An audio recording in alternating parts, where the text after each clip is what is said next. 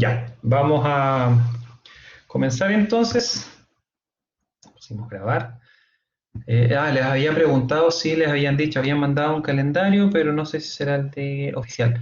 Sí, había una fecha que era la mía que parece que estaba mala, que era la del segundo solemne, que ese día cuando se las presenté les dije que correspondía al mes siguiente. Pero ahí no he hecho todavía ese calendario, se las tengo que publicar. Yo generalmente se las dejo publicadas al tiro en el clásico. Y sí, eso, por eso les preguntaba sobre el tema del micrófono y la cámara. ¿Se acuerdan que yo les dije que era una noticia en desarrollo que se estaba viendo todavía? Y definitivamente creo que ya no va, para que también por ese lado estén más tranquilas y tranquilos. Porque me hicieron ese día saber algunos comentarios, así que yo también los informé. Y así que todo bien. Bien, ¿alguna duda sobre la última clase o comenzamos ya con la del día de hoy?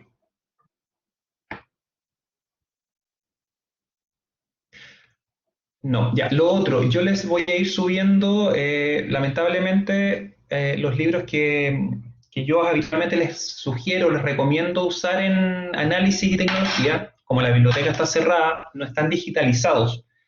Así que les voy a ir escaneando algunos capítulos. Yo tengo varios libros, así que, por ejemplo, aquí tengo uno, que es este. Este sé que está en formato electrónico en inglés. Así que por ahí, si es que a alguien le acomoda, les puede servir para la lectura. Ese libro es solo de análisis. Pero yo voy a ir subiéndole algunos capítulos que los vamos a ir desarrollando en, en los talleres o también en la teoría como lectura complementaria. Se llama Análisis de los alimentos de Susan Nielsen. Ya, ese es el que más uso yo en realidad, como para Susanne, con Z. S, Susanne, con dos N, Nielsen. A ver, se lo voy a anotar mejor. S, Susanne, Nielsen. S, Susanne, Nielsen. Sí, así mismo. Ya, yo lo encontraba en inglés, en formato PDF, así que por ahí si es que alguien lo quiere consultar, de todas maneras, como les digo, yo capítulo que necesite que revisemos, se los voy a subir. De hecho, hay un libro cuando veamos la unidad de análisis sensorial, que también es un libro que tengo yo, que ya lo tengo escaneado los capítulos, los que me interesan, así que se los voy a subir. Yo tengo uno que se llama Nutrición y Dermatología, por lo que he leído es bueno, pero no más no cacho. ¿De quién es el autor, Valentina? Hay uno que es de Badui, Claudia. Tendría que revisarlo. Pues, generalmente, mira, todo lo que tenga que ver con bromatología siempre es bueno, porque te he a tener otra visión y salir un poco más de lo que... El Kuklinski. Sí, el Kuklinski. Es bien famoso, sí, se usa bastante. Y ese es el que yo les pedía que usaran en la biblioteca, porque está en formato papel, pero no formato electrónico. Parece que yo igual lo tengo en formato electrónico, el Kuklinski, pero no lo uso tanto, uso más el Nielsen. Editorial Acribia. Acribia. Sí, ¿ya? Este yo me lo compré en Argentina, de allá me lo traje. No sé si estará acá en alguna librería, pero como les digo, no se estresen, yo les voy a ir, como les digo, este fin de semana me voy a dar un plantón escaneándolo, ya para poder subirle los capítulos que me interesan, especialmente los de análisis, ya. Y además que son varios, yo uso varios libros como de citas o de lectura, así que cosa que yo necesite que lean ahí voy a subir como PDF. Ya yo les voy a ir avisando. De hecho, ya les dejé en la parte práctica, hoy me falta los otros grupos, para esta semana lo que vamos a usar en los talleres. Así que también se los tengo que subir hoy día para el grupo del jueves y del viernes. ¿Ya? Así que eso. Creo que eso es toda la información. Comencemos entonces. Estábamos viendo los componentes básicos de los alimentos, ya hablamos ayer, el día lunes sobre los hidratos de carbono o los glúcidos, como les mencionaba. Ya sabemos que el resultado de aprendizaje que ustedes pueden identificar los fundamentos de los principales procedimientos básicos para el análisis. También revisamos, o les expliqué así, a forma bien general, los alimentos, los nutrientes que contienen. Ya les mencionaba los macro y los micronutrientes, cómo estos se van separando en términos de los análisis que se hacen. Eso también lo revisamos ese día. Profe, que había dicho que sucedía cuando se tostaba el pan.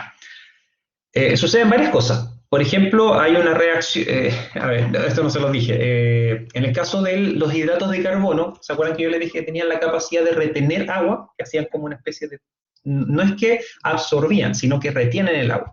Por lo tanto, como bien dice Javiera, cuando ustedes lo someten a altas temperaturas, los glúcidos y el gluten o los hidratos de carbono que están presentes tienden a extenderse, se abre literalmente una molécula que está como un globo como el pan, en el caso del pan cocinado. Cuando ustedes lo someten a alta temperatura, se tiende a romper, hay una ruptura de la estructura, entonces eso permite la liberación del agua, ¿ya? O sea, el agua que estaba retenida se elimina, por tanto, la estructura se rigidiza y el pan por eso se vuelve más crujiente. Eso es una de las explicaciones. Y por otro lado, hay reacciones asociadas a la presencia de un hidrato de carbono y una proteína, un grupo amino y un grupo carbonilo, que al estar sometidos a altas temperaturas generan una reacción que lo que nosotros vamos a conocer como la reacción de Maillard, y que si esa reacción continúa, se generan otros componentes como por ejemplo la acrilamida. Ya que por ahí a lo mejor a la profe Fabiola le escucharon hablar en algún momento de la acrilamida. Lo del pan congelado. En el caso del pan congelado, hay una inversión, porque es el almidón invertido. Genera una modificación en la estructura del almidón. Sigue siendo almidón, pero la modificación genera que nuestro organismo no pueda hidrolizarlo. Por lo tanto, funciona como una especie de fibra hidrosoluble, porque nosotros no lo podemos metabolizar. ¿Qué pasa con el almidón invertido? Entonces, cuando ustedes congelan el pan y luego lo descongelan y lo tuestan, baja de cierta manera, no me acuerdo el dato, cuánto es el valor, el índice glicémico, por ejemplo, del pan. ¿Por qué? Porque ya no está totalmente disponible el hidrato de carbono que él lo contiene. Ahí sí, esa era la duda.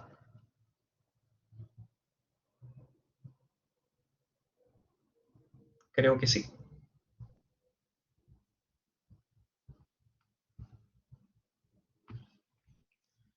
Ya, entonces, hoy día vamos a hablar de lípidos.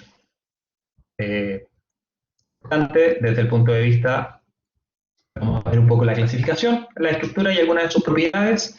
Sí, no más o menos, pero mejor le pregunto después para que avancemos.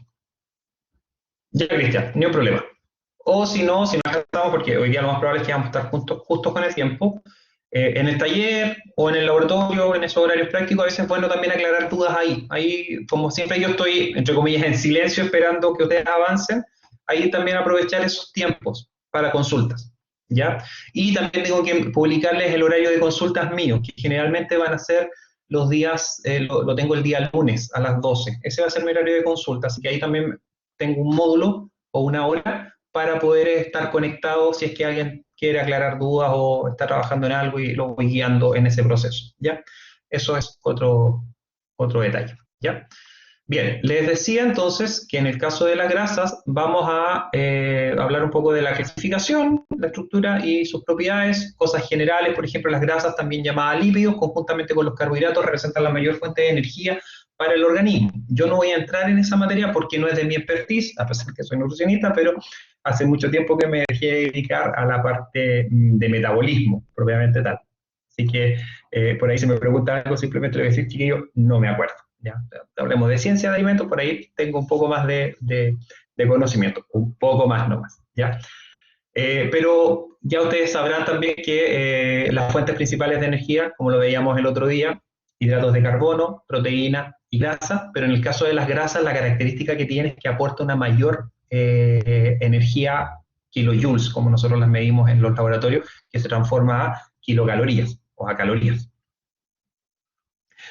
Es soluble en solventes orgánicos apolares, detalle importantísimo, porque cuando nosotros hacemos la extracción ya sea para el análisis de laboratorio, como también para la producción de materia grasa, ya sea líquida o sólida, los solventes orgánicos son los que permiten hacer esta extracción cuando no es por prensado, por ejemplo. La grasa o el aceite tradicionalmente se obtiene por prensado, o sea, se prensa la materia prima, por ejemplo, las aceitunas, en este caso la oliva, o en el caso de las semillas oleaginosas, para obtener el aceite esencial de estos productos, lo que hacen es prensarlo. Pero otra manera es a través de solventes orgánicos, ¿ya? Y ahí es donde entra la parte del análisis. Los solventes orgánicos que vamos a utilizar, o los más comunes, es etanol, por un lado, pero no tiene tanta afinidad por las moléculas de grasa, no así, por ejemplo, o el solvente de dietiléter o éter de petróleo, que son los que habitualmente más se utilizan. En el organismo tiene la función de aportar energía, ya les mencionaba, aportan más energía desde el punto de vista calórico que las proteínas y los hidratos de carbono, ustedes lo saben, 9 kilocalorías. Tiene algunas características plásticas, forman parte de las membranas celulares, y aquí, importantísimo, lo más probable que también ya lo conozcan, el tema de las dendritas a nivel de las neuronas, este recubrimiento que permite una mayor conexión eléctrica es favorecida por los lípidos que están en torno a estas dendritas. Protege la integridad de la piel, actúa como amortiguador del traumatismo. Algunas personas tenemos más, otras tienen menos, pero la función también sirve. Proteger contra el traumatismo en el caso de la grasa subcutánea. ¿Ya? La idea es que no tengamos tanta, sino que solo un poco para proteger y no para generar problemas a la salud. También tiene funciones reguladoras, aporta ácidos grasos esenciales, y ahí al tiro. ¿Cuáles son los ácidos esenciales y por qué se llaman así, ácidos grasos esenciales? ¿Cuáles conocen?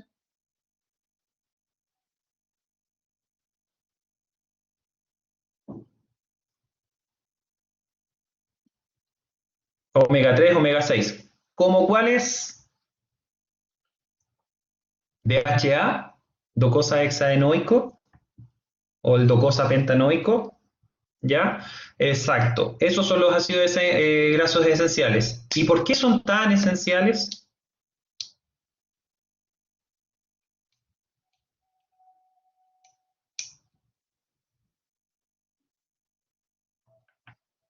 El organismo no los puede sintetizar. Perfecto, Valentina. Ya, muy bien, Lilian y eh, Cristian. La tasa de bioconversión es muy baja. También es cierto. Bueno, también participan en la síntesis de sales biliares, hormonas, importantísimo para el desarrollo hormonal tener una buena producción de lípidos o tener una buena disponibilidad de lípidos.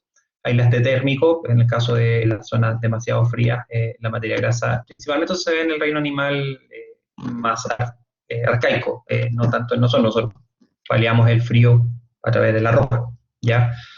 Demasiada reserva en algunos casos. Por eso prefiero hacer la diferencia que en el caso del reino animal, no el Homo sapiens sapiens, sino que todo el resto del reino es mucho más factible el uso de la grasa como aislante térmico.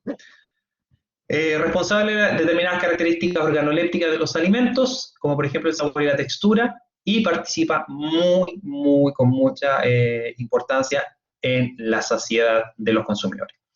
En el caso de las características organolépticas, y esto es una regla, cualquier alimento que tenga hidratos de carbono y grasa es visualmente atractivo y organolépticamente atractivo y agradable. Permiso. En silencio.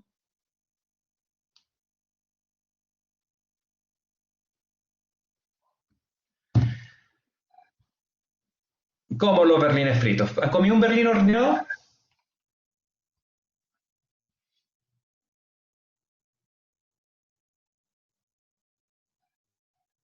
Sí. ¿Y la diferencia es muy grande? Son igual de ricos. No son igual de ricos. ¿O no lo has probado, Sebastián? Es más como pancito horneado. Siempre que hay algo que sabe bien, tiene grasa. Qué rico, ¿verdad? Sí. El frito es más blandito, me dio hambre, amigo. Oh, y bueno, mi almuerzo de día fue ensalada, así de ocupado estuve que no fue muy abundante. No, estuvo muy abundante el almuerzo, así que no me puedo quejar. Papapleto. Ya, nos fuimos para el otro lado.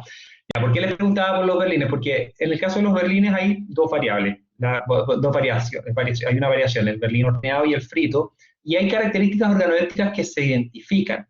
Por ejemplo, alguien por ahí decía que era más blando, y eso, a pesar de que la tecnología trate de imitar el producto original, es difícil, ¿ya? Ahí hay que empezar a hacer modificaciones en la formulación, ya no en el proceso de cocción, que pasa por una cocción concentrante, ambas son concentrantes, pero una es con calor frío perdón, calor seco y la otra está en un líquido, que en este caso sería el aceite. Pero la principal diferencia que se genera en este caso para llegar a un producto con similares características debe pasar entonces por la formulación, el tipo de harina, el tipo de leudado que se le da. Entonces, eso es la tecnología aplicada al alimento para tratar de llegar a un producto con similares características, pero modificando tal vez el proceso. ¿Cómo quedaría un berlín en una freidora de aire? No lo sé, Sebastián, habría que probarlo. Por ejemplo, lo que ocurrió mucho con los yogur o con la industria láctea. Hoy día hay una disminución importante o un cambio importante en el consumo de productos lácteos debido al cambio en la formulación con la adición de azúcar. Porque cuando lo hago frito se ocupa menos masa.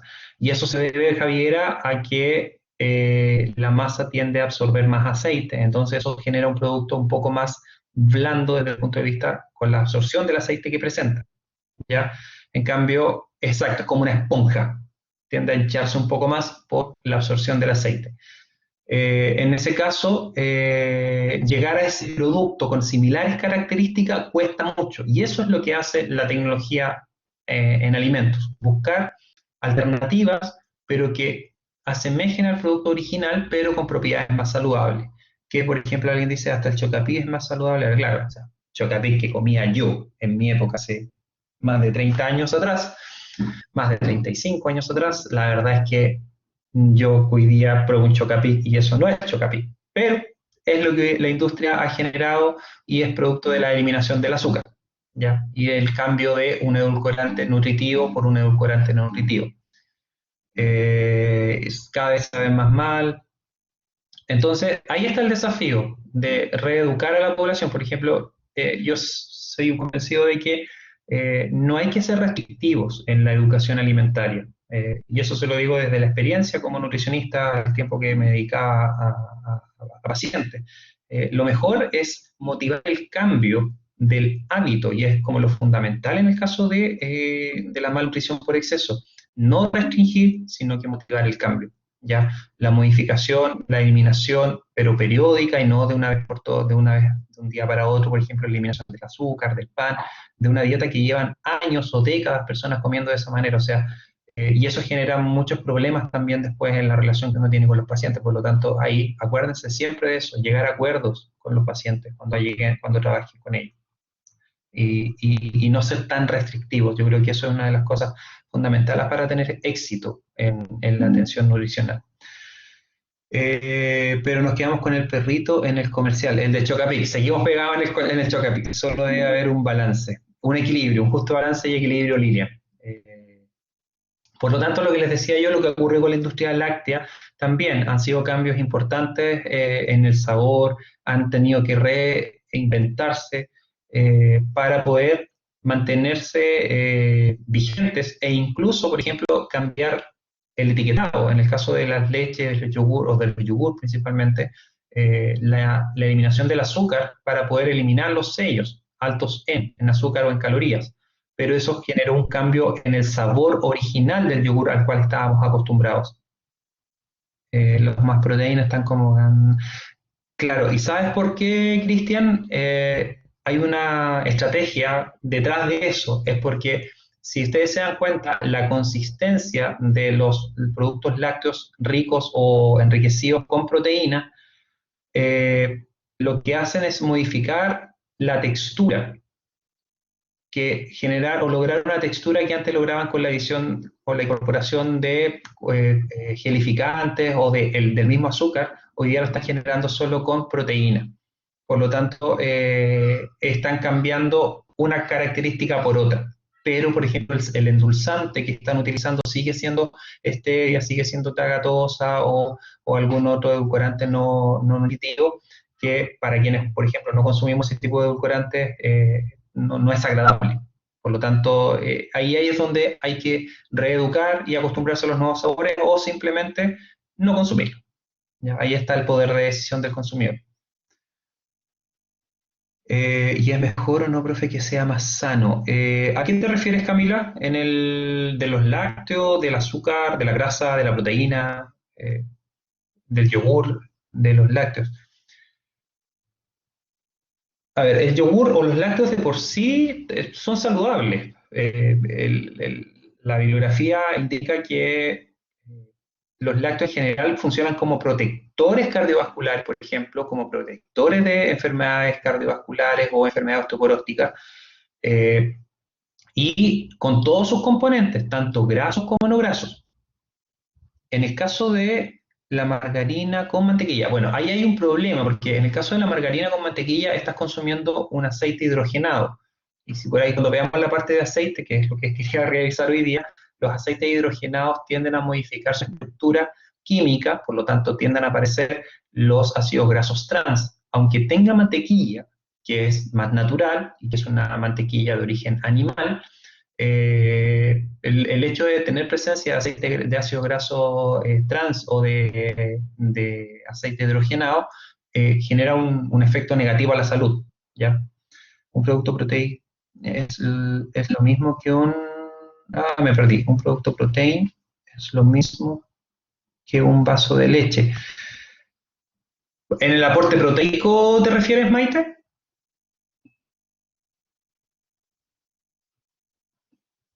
Sí, no me recuerdo bien la cantidad, pero creo que aporta lo mismo. Pero el problema es el costo. Un yogur protein cuesta, no sé, 400 pesos. Un vaso de leche te va a costar 100 pesos. Por lo tanto, eso también es importante. Cuando uno le indica a alguien consuma este producto, también tenemos que pensar en la economía de ese producto. O sea, si la persona tiene el nivel económico para poder incluirlo como parte de su dieta, perfecto. Pero no todo el mundo tiene acceso a eso. Entonces ahí uno tiene que buscar alternativas. Y hay algo que no se les puede olvidar. La mejor proteína del mundo, ¿cuál es? El huevo. La proteína del mundo mundial. Por lo tanto, si yo quiero dar una buena fuente de proteína, bueno, coma un huevo. Coma un huevo duro, coma un huevo sin yema si quiere eliminar el consumo tal vez de colesterol. Pero hay otras fuentes de proteínas que son mejores que un yogur protein. Y además que en el caso del yogur protein está enriquecido con proteína láctea, o sea, y ahí hablamos posiblemente de solo caseína. Por lo tanto, todo eso son variables que tenemos que tener en cuenta al momento de proponer una modificación o una minuta para un paciente.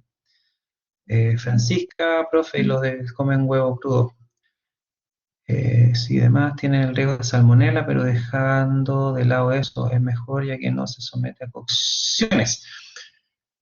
Pero, a ver, ahí hablamos de la biodisponibilidad. En el caso de, dejando de lado la salmonela, en el caso del huevo crudo, hay algunos componentes que son antinutritivos, ¿ya? Por ejemplo, que funcionan como quelantes de otros nutrientes. Por lo tanto, no es recomendado por ese lado. Y la disponibilidad proteica del huevo crudo con el huevo cocido, no hay una diferencia significativa. Por lo tanto, frente al riesgo de una enfermedad microbiológica, consume el huevo cocido. Entonces ahí es donde ustedes tienen que siempre buscar la bibliografía. ¿Qué dice la ciencia? Y no tan solo a veces dejarse llevar por el rumor o la información que aparece en una publicidad o en algo de Facebook o de Instagram, no sé. Entonces siempre tratar de buscar la fuente y buscar una información que les permita decir, no, esto dice el paper, esto dicen los autores o esto es lo que está diciendo la última investigación. ¿Ya? Bien, nos fuimos para otro lado, pero no importa. De eso se trata también, que aprendamos de todo un poco. Bioquímicamente, volvamos con las grasas, son sustancias apolares y por ello son insolubles en agua, por lo tanto, repelen. Esta apolabilidad se debe a que sus moléculas tienen muchos átomos de carbono e hidrógeno unidos de modo covalente puro, por tanto no hay una disponibilidad de una carga eléctrica que permita poder unirse a la molécula de agua o que permita interactuar con el agua.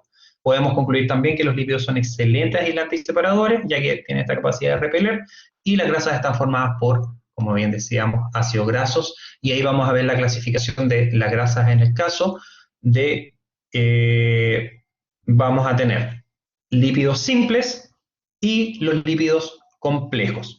En el caso de los lípidos simples es el que a nosotros nos interesa desde el punto de vista de la asignatura, desde el punto de vista metabólico, nutricional, perdón, desde el punto de vista fisiológico.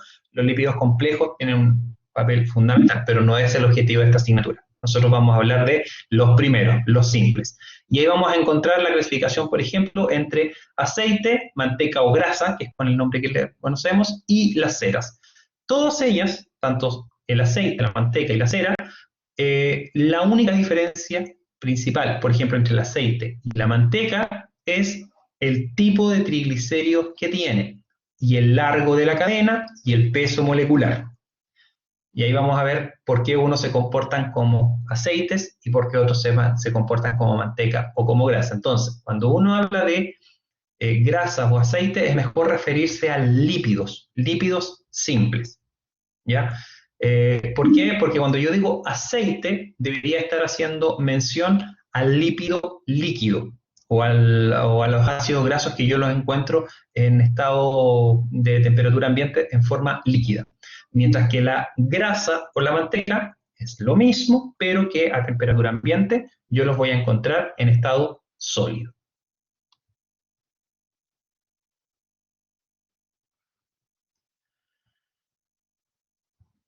En el caso de los líquidos, los lípidos simples son derivados de ácidos grasos de cadena larga.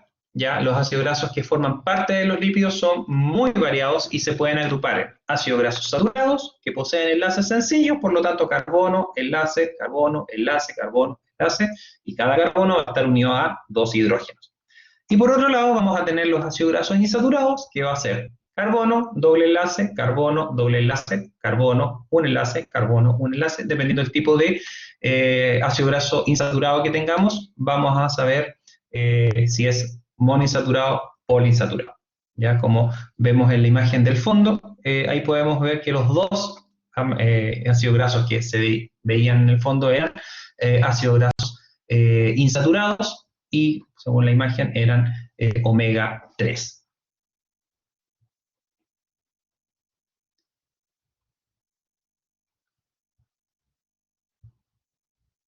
Los lípidos simples, por ejemplo, el ácido esteárico es un ácido graso que tiene 18 carbonos. Es un ácido graso saturado. ¿Por qué? Porque no tiene ningún doble enlace. Eso lo hace bastante rígido, a diferencia, por ejemplo, del ácido oleico, que es un ácido graso monoinsaturado que posee un doble enlace, y cuando ustedes se imaginen un ácido graso monoinsaturado o poliinsaturado, en cada insaturación se va a generar un movimiento de la cadena.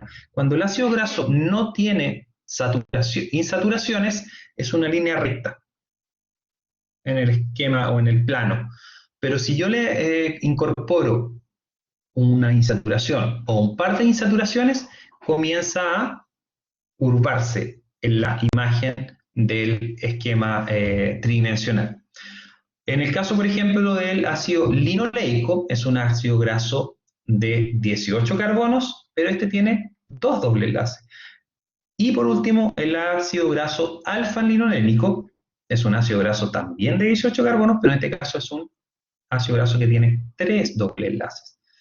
¿Cuál es la diferencia? Si todos tienen 18 carbonos, es que va modificando la cantidad de doble enlaces. Y eso, desde el punto de vista metabólico, tiene un efecto sobre la salud de los consumidores o sobre la salud del consumidor. y también tiene un efecto en la reacción o en el uso tecnológico.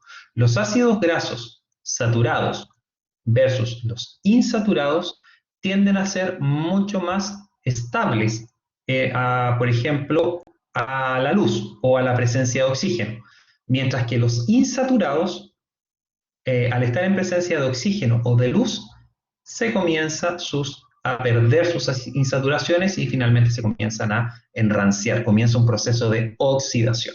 Por eso es que en el caso, por ejemplo, del aceite de oliva o el aceite de pepita de uva, tienden a estar en envases que son fotoprotectores. Esa botella verde no es porque la botella verde sea bonita, sino que simplemente lo que está evitando es que esté en contacto con la luz y también con el oxígeno para evitar la oxidación o el enranciamiento del aceite.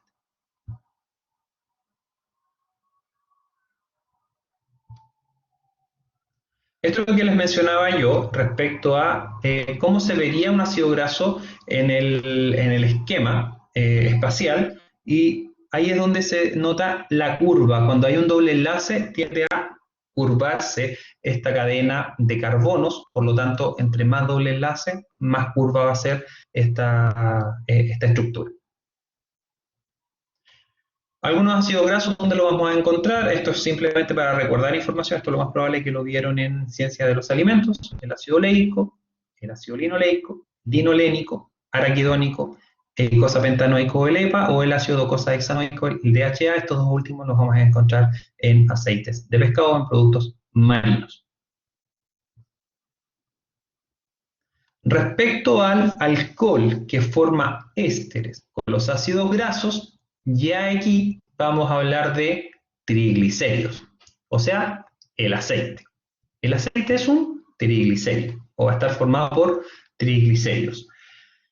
Y es tan sencillo. Tengo una molécula de glicerol y 3 ácidos grasos. Un detalle, la molécula de glicerol tiene 3 grupos OH donde se va a unir el ácido graso de cadena larga, dependiendo del tipo de ácido graso que exista. Pero los ácidos grasos poliinsaturados o insaturados, porque puede ser un poli o un monoinsaturado, van a tener cierta afinidad por alguno de estos carbonos del glicerol. Habitualmente, en el caso del ácido graso insaturado, va a estar unido a la posición 2 o beta, que le llaman. Esto creo que está después, si no, aquí está, bien, sí, ahí está. Tengo el glicerol, tengo los 3 ácidos grasos, y yo les decía que vamos a tener 1, 2 y 3. Alfa, beta y alfa prima. En el caso de los ácidos grasos insaturados, que pueden ser monopolinsaturados, van a tender a unirse a la posición beta o a la posición 2 del glicerol, que sería esta que está por aquí.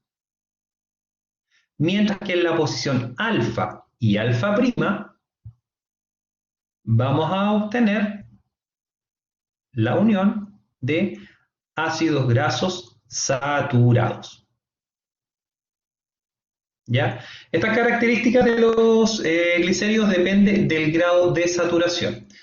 En el caso de los acilglicéridos o glicéridos, estos van a ser ésteres de ácidos grasos con glicerol.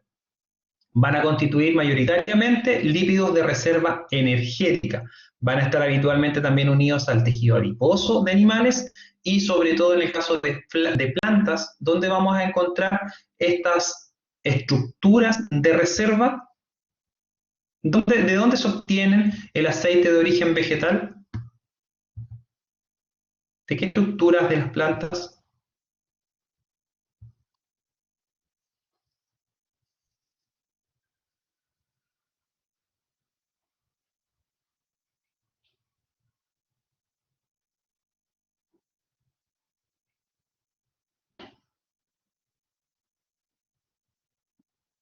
De las semillas. Muy bien, Sebastián y Cristian. Entonces, cuando hablamos de estructuras de reserva de materia grasa en el reino animal, lo vamos a encontrar en el tejido adiposo, mientras que en el vegetal va a estar principalmente asociado a semillas y también a los frutos de algunas plantas oleaginosas.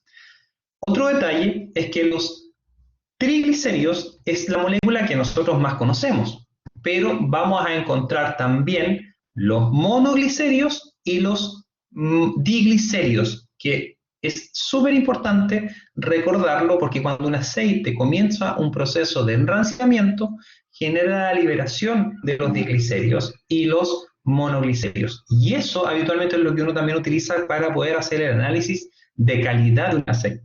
Un aceite generalmente va a tener la mayor cantidad de triglicéridos, pero cuando yo encuentro ácidos grasos libres, solo la cadena de carbono del ácido graso y no unida a la molécula de glicerol, formando un monoglicérido, un diglicérido, un triglicérido, quiere decir que ese ácido graso, o ese aceite, perdón, o esa grasa, o ese lípido, está comenzando o ya comenzó un proceso de deterioro químico, que sería el enranciamiento.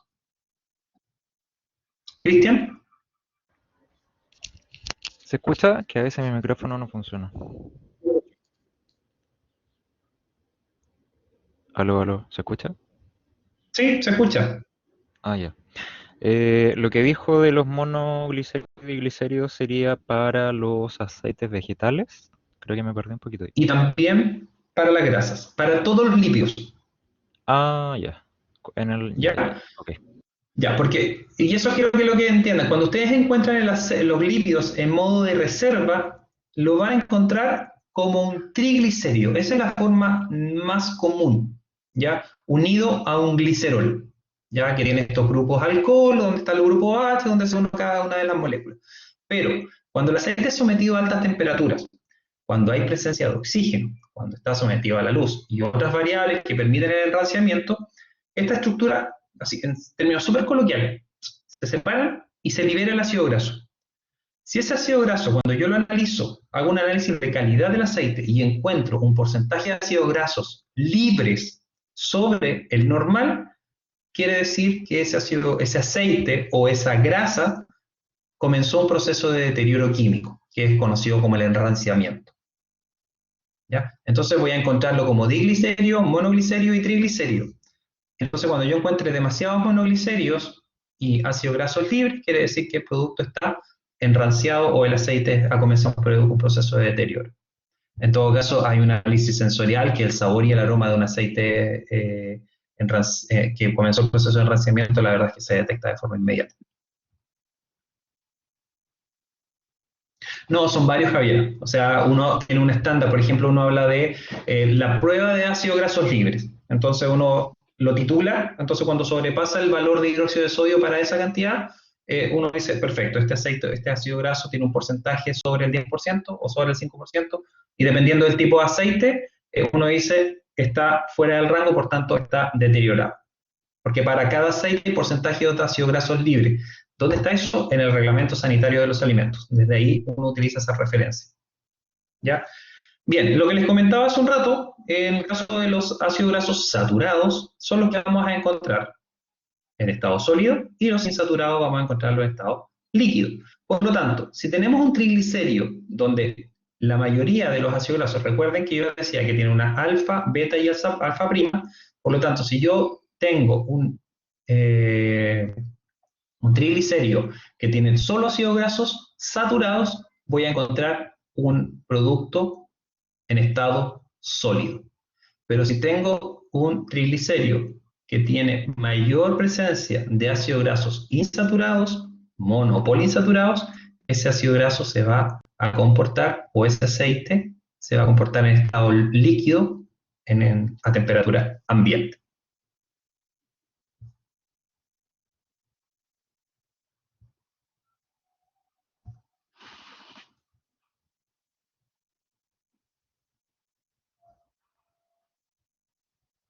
Se me pegó. Ahí sí.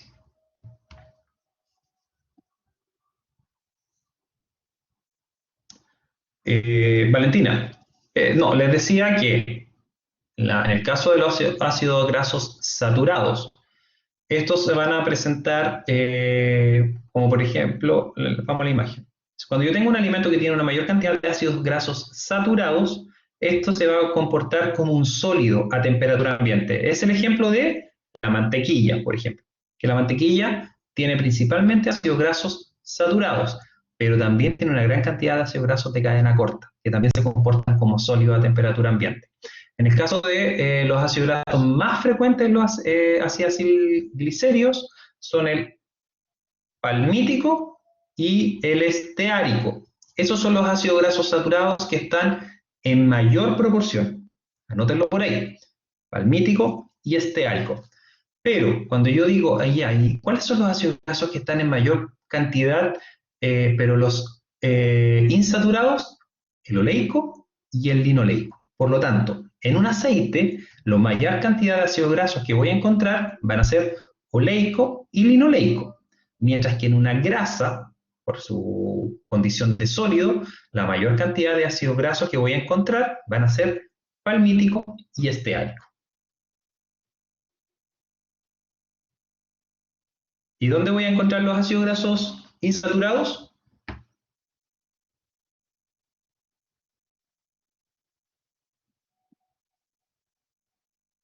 Pero en la estructura del triglicérido,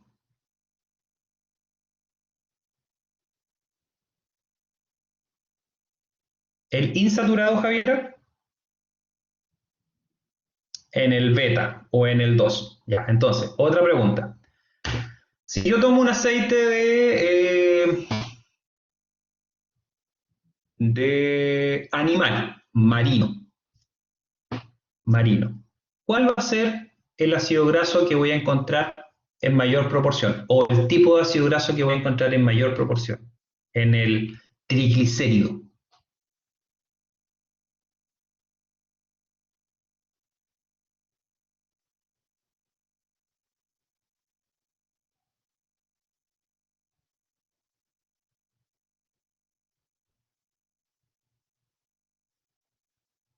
Insaturado. Insaturado. En cambio, si yo tomo la composición grasa de un animal terrestre, en el triglicérido lo que voy a encontrar en mayor proporción van a ser ácidos grasos saturados. Por eso, acuérdense siempre de eso. Productos de origen marino, los principales ácidos grasos que voy a encontrar van a ser de tipo insaturado, posiblemente oleico, linoleico, pero una muy buena o una importante cantidad de EPA y DHA. En cambio, en los productos de origen animal terrestre voy a encontrar ácidos grasos saturados, como por ejemplo el palmítico y el esteárico. En todos los animales marinos con los cuales nosotros obtenemos algún beneficio alimentario, Javier. Entonces, casi todo lo que nosotros nos comemos del mar es rico en ácidos grasos poliinsaturados. Ya el pescado, el bacalao, no sé, todas las variedades de pescado, algunos con mayor o menor proporción, y también los animales marinos. Por ejemplo, el lobo de mar, las focas, tienen una gran cantidad de ácidos grasos poliinsaturados en su materia grasa. Sí, exacto. El aceite de lobo. Y eso es importante. Ustedes dicen aceite de lobo, aceite de foca. ¿Ya? El hecho de comportarse como en estado líquido a temperatura ambiente ya es un indicativo o un indicador de que ese aceite tiene una mayor proporción de ácidos grasos insaturados. Porque como les decía antes, los ácidos grasos insaturados se comportan o se mantienen líquidos a temperatura ambiente,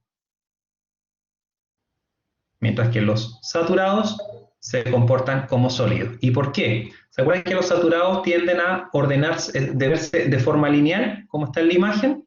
Bueno, eso permite que se ordenen y se unan. Pero el insaturado, como tiene esta curva, cuesta mucho que interaccionen con otros ácidos grasos, por tanto se mantiene, esa es la explicación física, química, entre otras, por qué se mantiene a temperatura, se mantiene el líquido a temperatura ambiente. ¿Cristian? Profe, será muy rebuscado preguntar por qué los animales marinos tendrán insaturados a diferencia de los terrestres. Me llama la atención. Hay un tema con el metabolismo, no me acuerdo bien, Cristian, pero sí hay una explicación. O sea, sé que existe, pero no me acuerdo en este momento. Ya, Ah, pero ya, hay un tema perfecto. metabólico de los animales de origen, de los animales marinos. Ya. ¿Ya? E incluso por el tipo de dieta que tienen. Eso me acuerdo también. El aceite de coco es rico en ácidos grasos saturados. Por eso que se comporta como sólido a temperatura ambiente. Usted el aceite de coco no lo encuentra en líquido, lo encuentra sólido. De hecho, tiene una buena proporción de ácidos grasos saturados. Entonces, cuando alguien dice que el aceite de coco es saludable, habría que revisar muy bien la composición química de ese aceite, porque en realidad no entra en la categoría de aceite, entra en la categoría de grasa, por el comportamiento estado sólido a temperatura ambiente.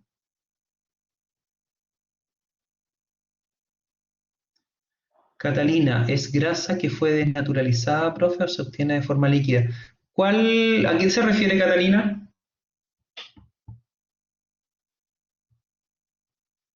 Me perdí ahí en la conversación o en el chat.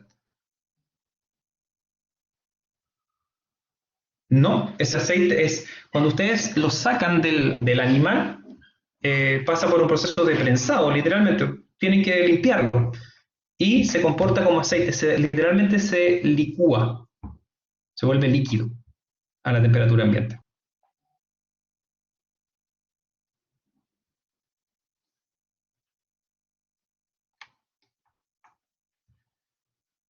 Cristian, es que es obvio, porque el ácido graso, al tener más grasas saturadas, es más resistente a las temperaturas.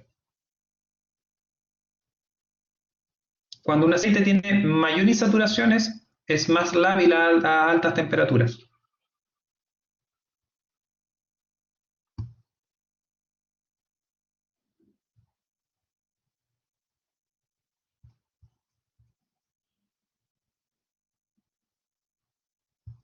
¿Ya?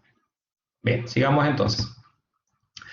Dentro de los lípidos simples, ¿cómo podemos diferenciar aceite y grasa? Ya se los mencioné. Las ceras son mezclas complejas de compuestos serios, esteres de ácidos grasos con alcoholes alifáticos, pero en el caso, lo más importante en este caso que hay que tener en cuenta es que en el caso de las proteínas, perdón, de las grasas saturadas y la insaturada, en estados de temperatura ambiente uno se comporta sólido y otro se comporta como líquido. En el caso de estos ésteres de los que se habla de las ceras, cuando uno habla de cera, es por ejemplo la cera de abeja. Eso es una cera, ¿ya?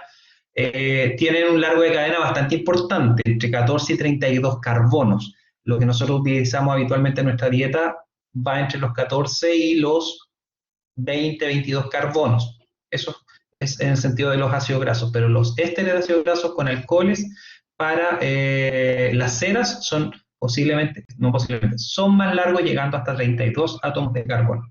Y ahí eso los hace mucho más resistentes. Por eso es que la cera es tan dura, ¿ya? Porque entre más larga la cadena de carbono, más resistente se vuelve a la temperatura.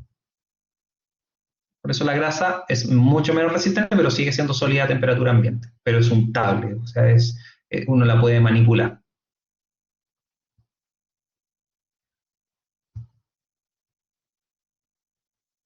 Y los lípidos complejos, esto simplemente se los dejo siempre para que no olviden que también existen otros lípidos, pero para términos de nuestra asignatura no es lo que nos interesa en profundidad. Acá vamos a tener los fosfolípidos, donde vamos a tener fosfoglicerio, fingomilina, glicolípidos, lipoproteínas que van a estar siempre unidas a algún tipo de proteína o péptido aminoácido, ¿ya? La estructura de los fosfolípidos me imagino que ya la recordarán o se acordarán en biología uno ve mucho la capa fosfolipídica respecto a la estructura celular, dependiendo de la cantidad del alcohol que contenga. Existen dos tipos de lípidos, los que tienen un grupo fosfato como característica común, y obviamente estas son consideradas moléculas alifáticas y también moléculas polares, que tienen al menos un grupo fosfato que le permite esta estructura y poder ordenarse en el plano de la capa fosfolipídica en la célula. como les digo, no es lo que me ayuda mucho la asignatura, sino que simplemente lo pongo para que ustedes lo puedan revisar, ¿ya? Bueno, en el caso de los lípidos derivados, otro tipo de lípidos, aquí vamos a tener los esteroides, prostaglandina, leucotrienos, carotenoides y terpenos. Acá que habitualmente vamos a hablar un poco más adelante va a ser de los carotenoides, producto de la relación con algunos tipos de vitaminas. Importante, propiedades físicas de los ácidos grasos. Delante yo les decía que va a depender mucho del largo de la cadena y del peso molecular. Entonces, esas dos características les van a entregar algunas propiedades. Por ejemplo, el ácido graso saturado. Los ácidos grasos saturados van a tener, por ejemplo, un bajo peso molecular, pero son líquidos a temperatura ambiente. ¿Cuáles van a ser los de bajo peso molecular? Aquellos que tengan una cadena de carbono más corta. Pero si aumentamos el peso molecular, aumenta el punto de fusión. ¿Qué quiere decir eso? Necesito una mayor temperatura para poder cambiar del estado sólido al estado líquido. Por lo tanto, lo que quiere decir eso es que voy a necesitar o se va a comportar como una grasa a temperatura ambiente. De temperatura ambiente. Del peso molecular, Cristian. Muy bien, Valesca. Está atenta. Otra propiedad, por encima de los 10 carbonos, el ácido graso se va a comportar como un sólido. Eso es importante también. En el caso de los ácidos grasos insaturados, poseen un punto de fusión inferior a los saturados del mismo peso molecular. O sea, un carbono, por ejemplo, un ácido graso de 14 carbonos versus un ácido graso también de 18 carbonos versus un ácido graso de 18 carbonos, pero con una insaturación, su punto de fusión va a ser menor al punto de fusión del ácido graso insaturado. ¿Se entiende eso?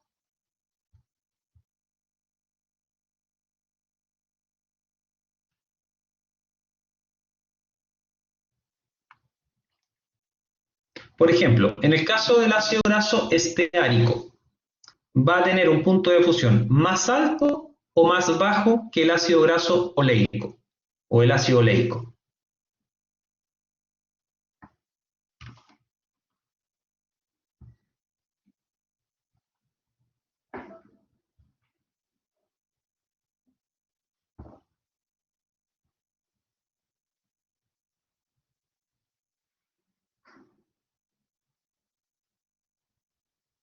¿Y por qué más alto, Cristian?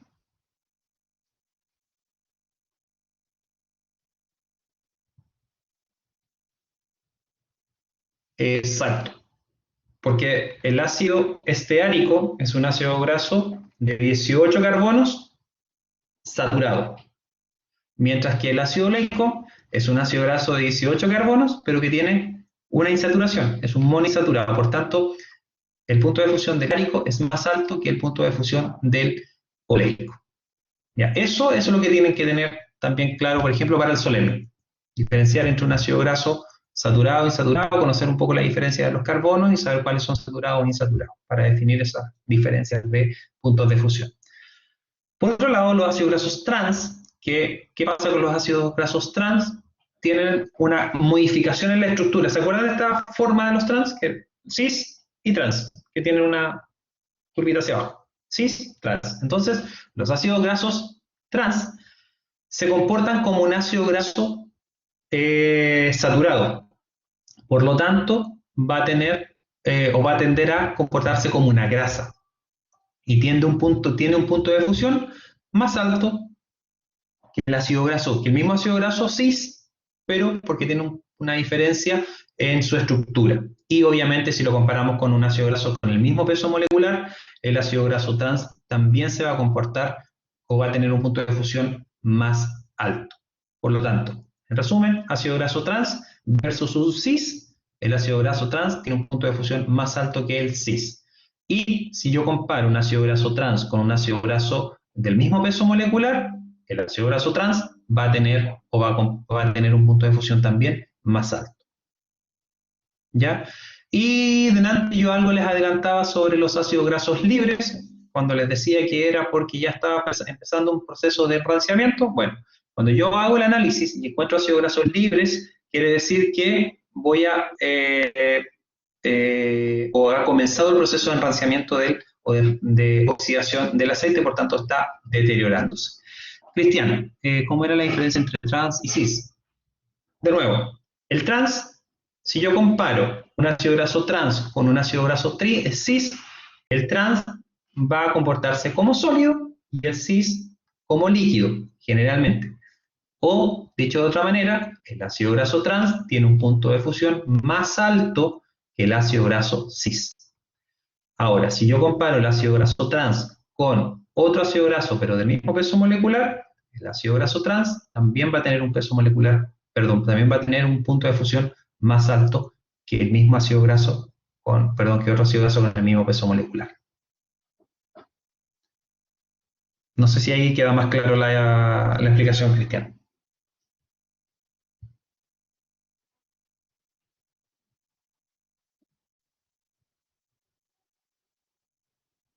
Bien. Bien, en el caso de las propiedades térmicas de los lípidos, están determinados por la longitud de la cadena, número de saturaciones. Estos parámetros también determinan las propiedades de fusión y cristalización de la materia grasa. Entonces, entre más larga la cadena, más propiedades térmicas va a tener, va a soportar mayor temperatura. Y también del número de saturaciones. Va a depender mucho eso en el comportamiento de los lípidos. El punto de fusión. ¿Les queda claro el concepto de punto de fusión? Que también siempre lo pregunto y a veces no queda bien claro. Y con esto terminamos porque ya van a ser las 6:50. Ya, el punto de fusión es la temperatura o la energía que yo necesito para romper los enlaces entre las moléculas. Es cuando se rompe la cadena. Muy bien, Javier. Por lo tanto, cuando yo hablo de tener un punto de fusión más alto o más bajo, lo que estoy indicando es la temperatura que necesito para romper esa estructura y que pase del estado sólido, en este caso, al estado líquido. Y ahí está el ejemplo que los ácidos grasos insaturados poseen un punto de fusión menor que los saturados.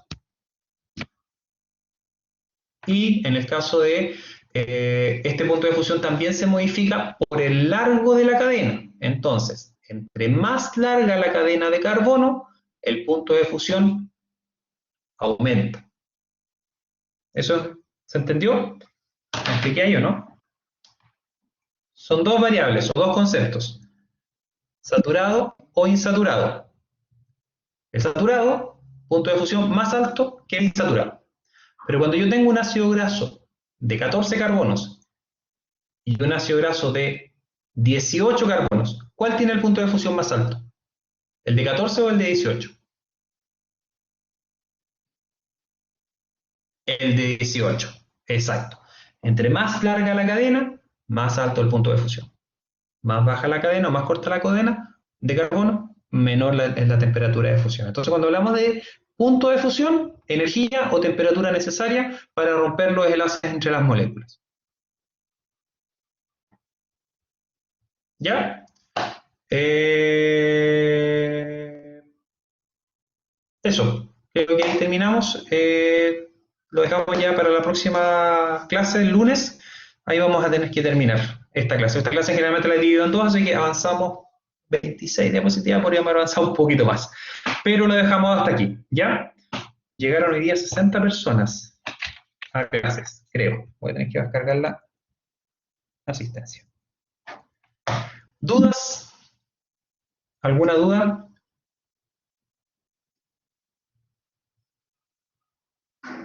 Entre un ácido graso, Javiera dice, profe, entre un ácido graso saturado y un ácido graso trans, ¿quién tiene mayor punto de fusión pero del mismo peso molecular? Los dos tienen el mismo peso molecular. El trans debería tener un punto de fusión más alto que el ácido graso saturado.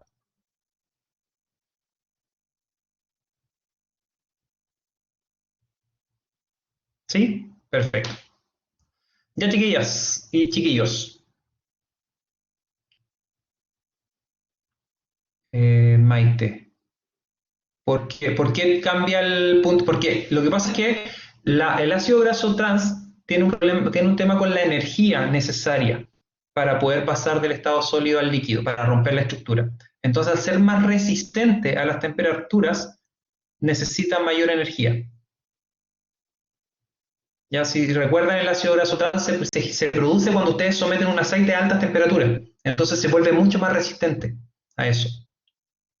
El peso molecular estaba dado por el largo de la cadena, onda más pesado, mayor. Sí. Sí, Cristian, y también depende mucho de otras moléculas que estén adheridas al ácido graso. Ya, pero en términos concretos, mayor largo de la cadena, mayor peso molecular, más alto el peso de fusión.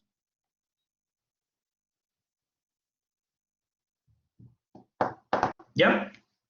Bien, ahora sí detenemos la grabación.